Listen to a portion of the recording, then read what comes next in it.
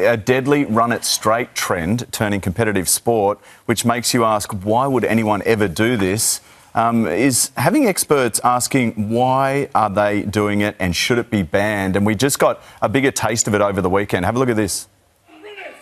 The official Run It Championship League staged its first ever female matchup in Brisbane. It ended like so many others with one competitor knocked unconscious, but warnings to shut down the brutal sport immediately appear to be falling on deaf ears, with organisers looking to expand the competition even further.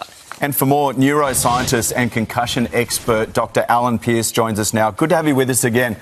What concerns you the most, particularly about female competitors now joining this comp?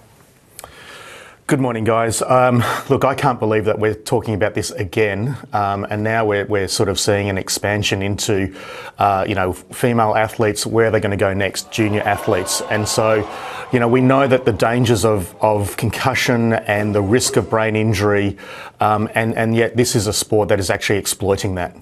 OK, the Run It competitions claim to have medical professionals on hand, referees. They say the legal tackle zone lies below the shoulders and above the waist. So how different is this to some football games? Well, the big difference in organised sports is that you've got an opportunity to evade an opponent. Even combat sports, you can defend yourself.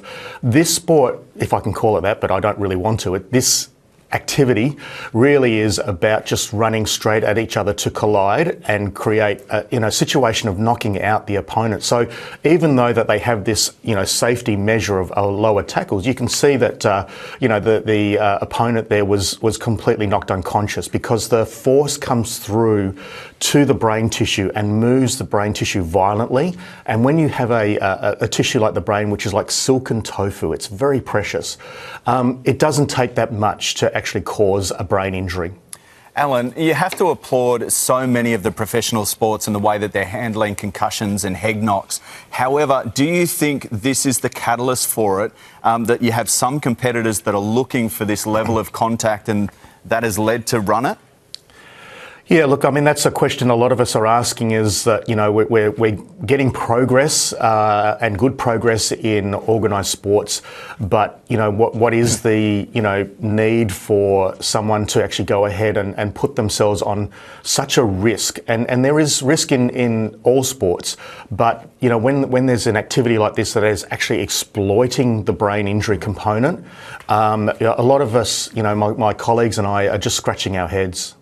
OK. Alan, thank you very much for your time.